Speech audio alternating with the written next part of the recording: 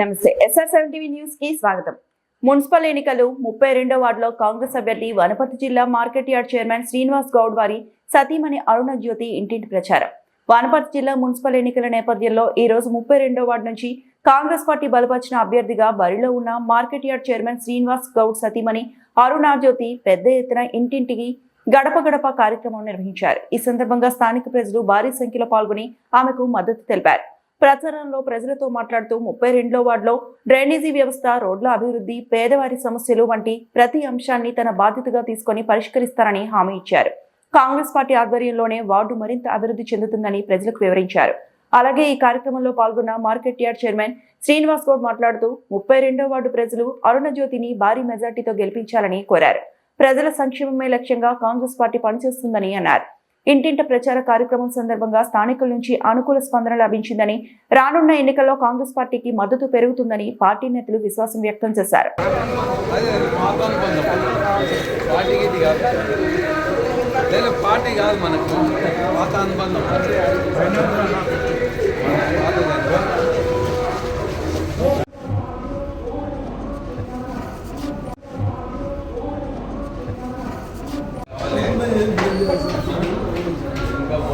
Clear చేద్దాం. ప్రభుత్వం ఉంది,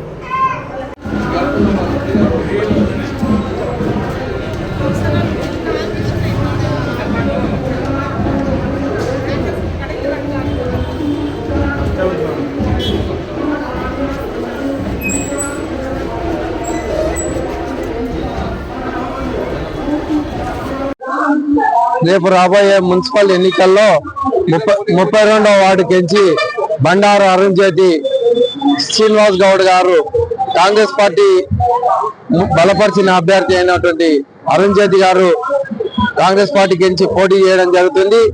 ఈ వార్డులో మౌలిక సదుపాయాల గురించి కాంగ్రెస్ ప్రభుత్వము రేవంత్ రెడ్డి గారి నాయకత్వంలో, ఇతర తోటి మేఘారెడ్డి గారి ఆధ్వర్యంలో ఈ కాలనీలో గతంలో నేను కౌన్సిలర్ గా చేసి ఉంటే అప్పట్లో సంక్షేమంగా ఈ రోజు ఇక్కడ డ్రైనేజీ సిస్టమ్ కానివ్వండి, రోడ్డు సౌకర్యాలు కానీ అప్పట్లో చేయడం జరిగింది.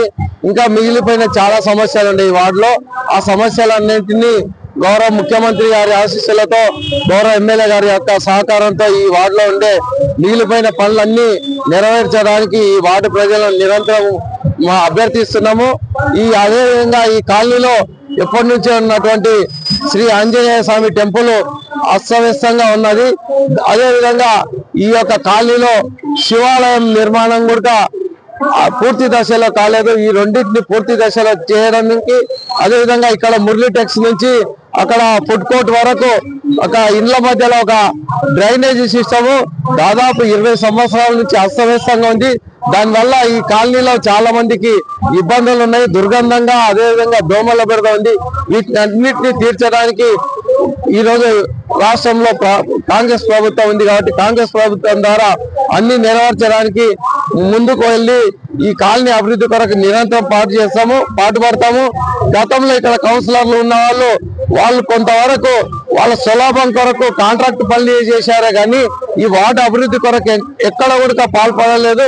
కాబట్టి రేపు జరగబోయే ఎన్నికల్లో బండారు అరుణ్ జ్యోతి గారిని గెలిపిస్తే ఈ కాలనీ అభివృద్ధి కొరకు ప్రజలకు నిరంతరం సేవ చేయడానికి, వారికి ముందుకుండి సేవ చేసి వారి యొక్క ఇబ్బందులను తీర్చడానికి కాంగ్రెస్ పార్టీ అభ్యర్థి అయినటువంటి బండారు అరుణ్ జ్యోతిని వేడుకుంటూ ఈ కాలనీ ప్రజలందరినీ గెలిపించాలని మీ 6 ద్వారా కోరుకుంటున్నాం.